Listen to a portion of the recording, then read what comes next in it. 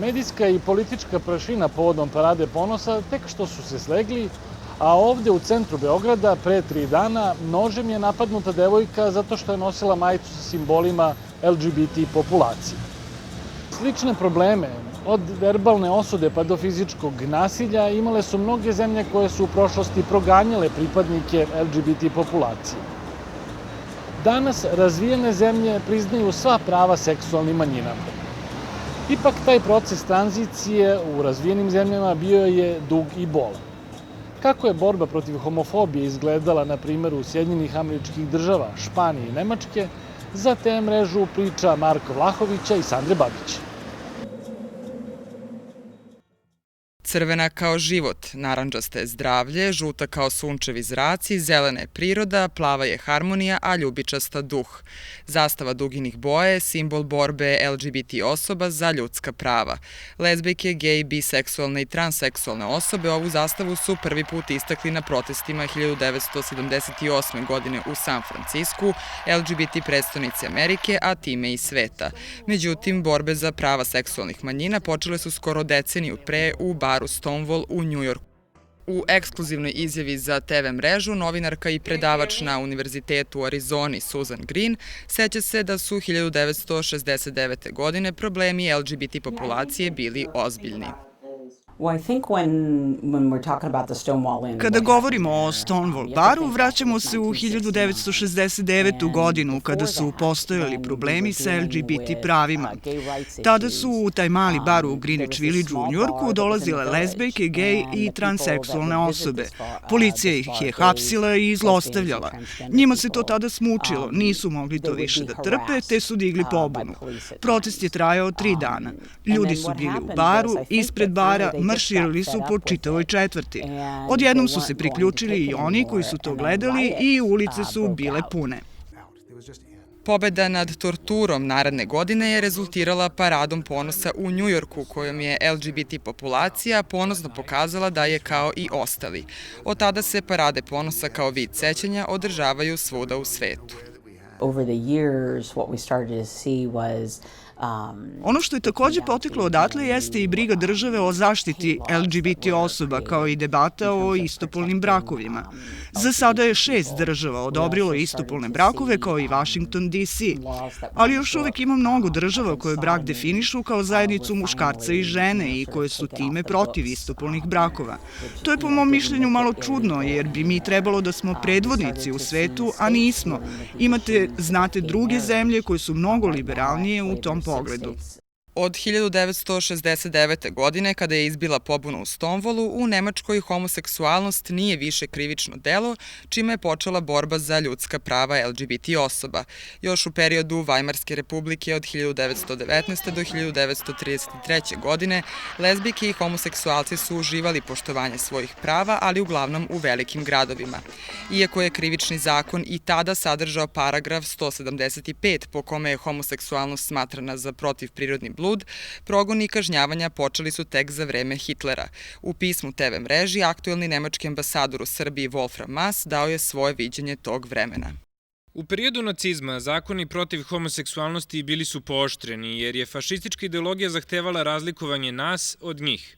Jevreji, Romi i LGBT populacija bili su žrtveni jarci koji su služili da budu okrivljeni za sve nedaće sveta.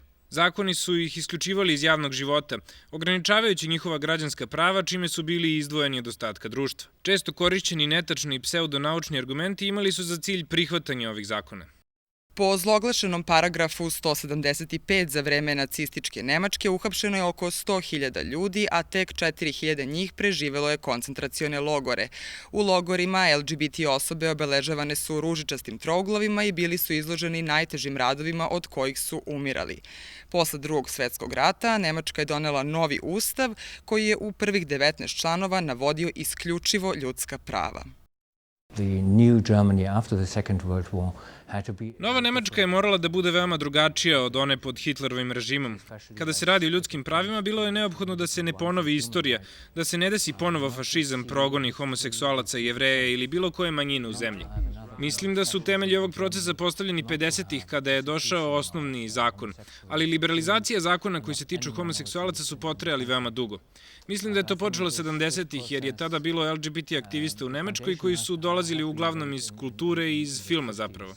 Oni su započeli priču o tome da homoseksualci treba da imaju jednaka prava u Nemačkoj.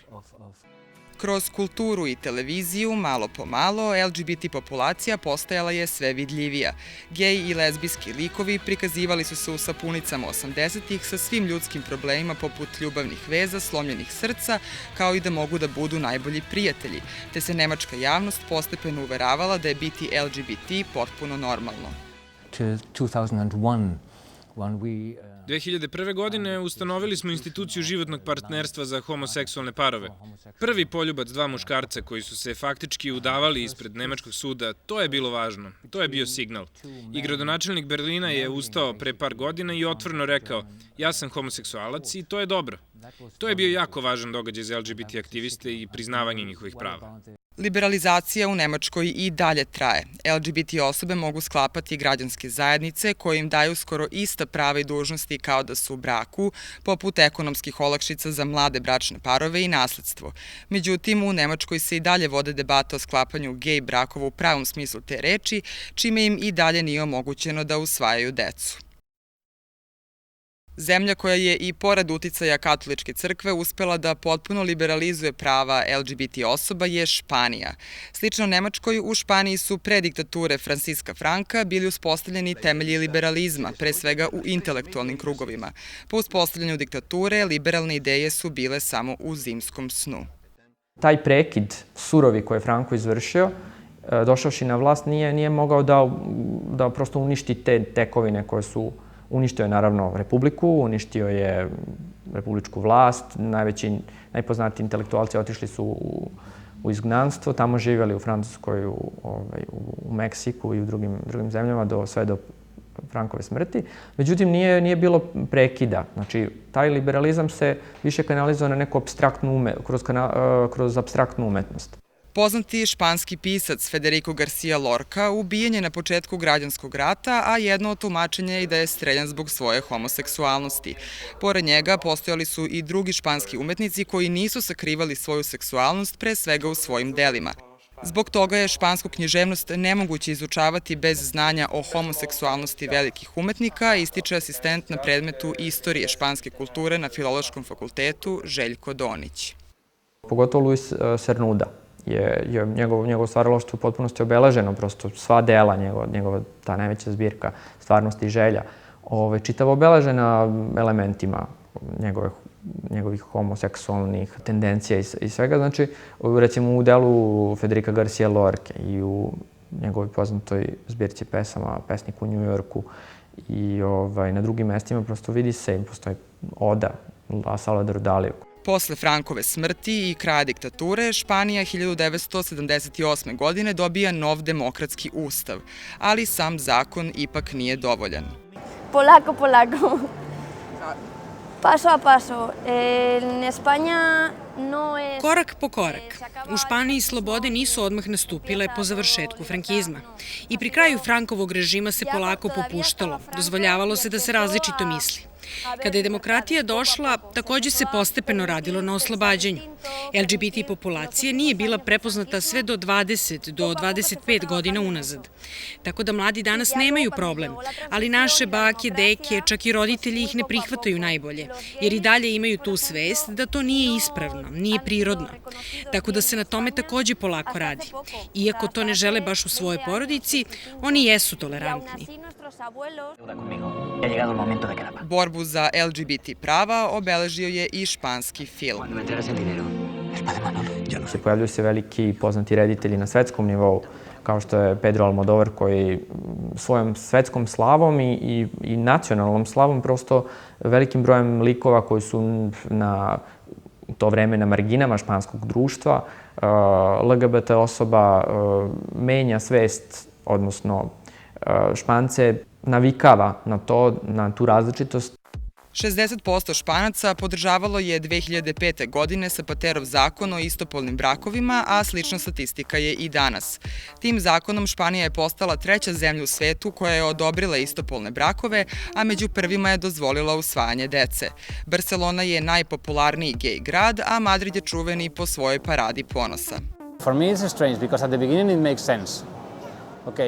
Za mene je to u početku imalo smisla, kao vid borbe da budeš ponosan onim što si. Ali sada to je samo dan sa puno koncerata na ulicama na kojima se ljudi provode. Mi ih podržavamo, ali je sama madridska parada izgubila pravi smisao. To sad više liči na izgovor da se pije i zabavi. U Madridu postoji gej kraj koji se zove Čueka. Ako odete tamo, bilo da je dan ili noć, posebno uveče, možete vidjeti gej parove na ulici kako se drže za ruke ili ljube. Ali isto možete vidjeti i u centralnoj ulici u Madridu, Gran Viji. To je potpuno normalno, niko od toga ne pravi frku. Ako uđete u neki klub u Čueki, možda to i neće biti zvanično gej klub, ali ste u njihovom kraju, tako da ih možete sresti svuda. Zapravo, mnogo ljudi smatra da su to klubovi sa najboljom zabavom i atmosferom.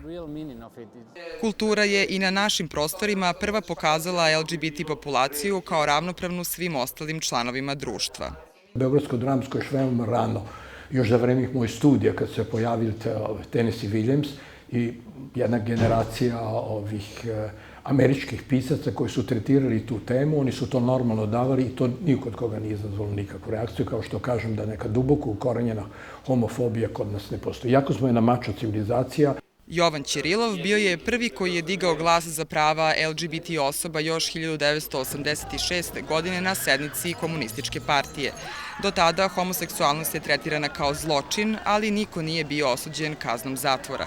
Susan Green, koja izučava različitosti, bavila se i područjem bivše Jugoslavije. Jednom je neko rekao da je život gej osobe bio mnogo bolji u vreme komunizma, da su homoseksualci mogli da žive svoj život i da nikog nije bilo briga dok god je to bilo u tišini. Zaista me dirnulo da nekom život u tišini, što bi se reklo u ormaru, može biti bolji nego da živi otvoreno i da se zbog toga suoči i sa posledicama. Čula sam mnogo puta misao. Iako govoriš istinu drhtavim glasom, to je istina. Tako ja gledam na LGBT građane u Srbiji. Iako je njihov glas još uvek nesiguran, oni govore istinu. I to je početak. Iskustvo zemalja koje su ostvarile prava LGBT osoba govori da je rešenje u efikasnom sprovođenju zakona protiv diskriminacije, kao i edukaciji i građana i političkih funkcionera.